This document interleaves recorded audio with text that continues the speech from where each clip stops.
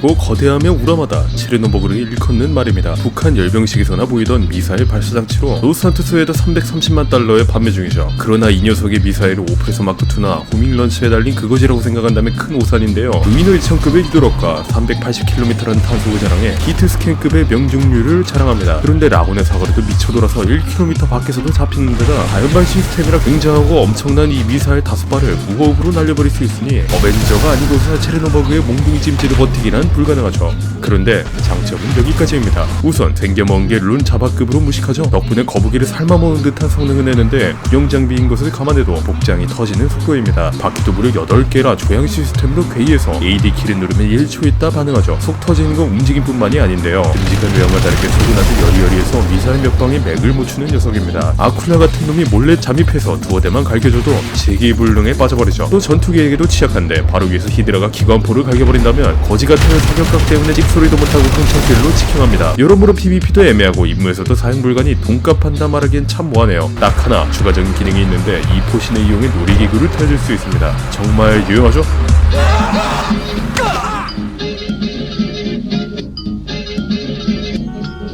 이전에도 말했듯 늦바람 나서 힙합에 내가 녹아버린 통풍남의 자가용으로 딱인 자동차입니다. 국내의 카니발 양카보다도 더 괴상하고 정신나간 생김새인데요. 외국은 1990년대인데 소갈맹이랄 튜닝 양식은 1970년대에 머물러 있어 불쾌한 골짜기를 보여줍니다. 로우라이더라기보단 그냥 중년 위기를 겪는 한 남자의 인생 최후 발악에 가깝죠. 그 어느 쪽에도 속하지 못한 애매모호한 외형 덕분에 가장 인기 없는 로우라이더인데요. 성능도 이를 뒷받침합니다. 정말 너무나도 평범합니다. 특출나게 빠르지도 않고 그렇다고 토악질이 나올 것처럼 느리지도 않고 성능마저도 따분하고 재미없는데요. 차라리 부두 커스텀처럼 아름다워 성능을 바꿔먹은 사례라면 몰라도 지루한 외형이 이토록 심심한 성능의 미니맨이라니 가지무침처럼 젓가락이 안 가는 차량입니다. 원래 저도 로우라이더 컬렉션을 위해 소장 중이었으나 참을 수 없는 이 평범함을 감당하지 못하고 그만 팔아버렸습니다.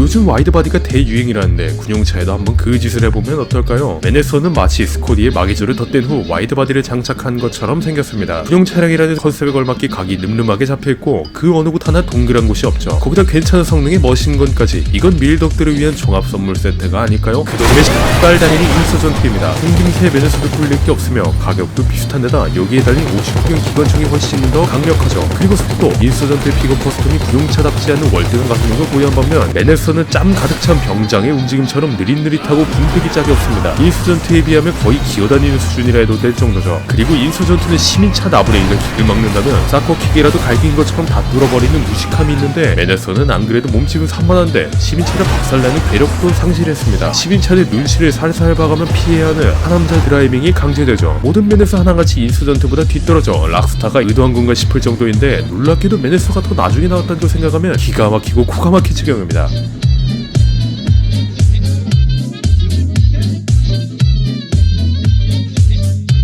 업그레이드 비용이 가장 비싼 베니즈 차량은 뭘까요? LG 레트로 커스텀? 아니면 요세미티 렌처? 놀랍게도 신내 터지는 고리적 틀딱 똥꾸렁 내 벤입니다. 이 차의 이름은 브라우더 요가 클래식 커스텀. 원래도 그냥 평범하게 생긴 벤이었는데 이걸 차대로 확 높이고 오프로더로 마기조를 감행했습니다. 그리고 가장 달라진 건 바로 실내죠. 오프로더 컨셉은 엿바꿔 먹었는지 뒷자리에 온갖 값비싼 가죽들을 덧댄 것도 모자라 어디 골동품 매장에서 훔쳐온 것 같은 싸구려 앰프와 TV들을 얹어놓을 수 있습니다. 그러니까 차량 주인인 여러분들은 정작 이용을 못한다는 뜻이겠지요? 하지만 너무 상심할 것 없습니다. 뒷좌석 친구들도 평등하게 이용할 수 없거든요. 뒷자리에 탑승해놓은 이것들은 장식에 불과해 그 어느 것들과도 상호작용이 불가능합니다. 이럴 거면 대체 왜 이런 걸 만든 걸까요? 로우라이더도 아니고 파티용 차량도 아닌 의도를 할 수 없는 컨셉의 이상한 벤입니다. 성능도 개쓰레기 100급 똥찌꺼기에 불과하고 뒷좌석의 TV는 그림의 떡인데다 가격은 150만 달러에 육박합니다. 이건 뭐 차라리 슈퍼요트가 더 돈값 한다고 말하고 싶네요.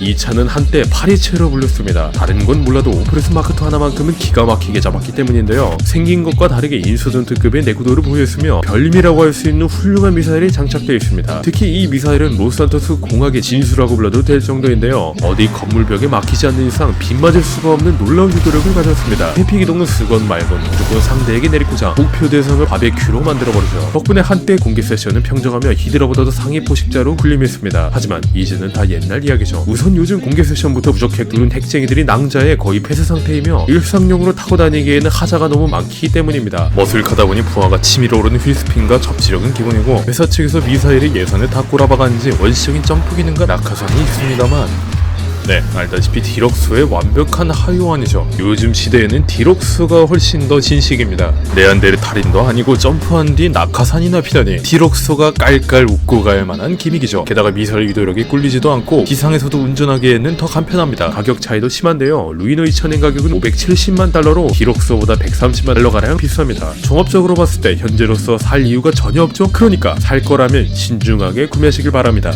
왜냐하면 팔고 싶어도 못 파니까요.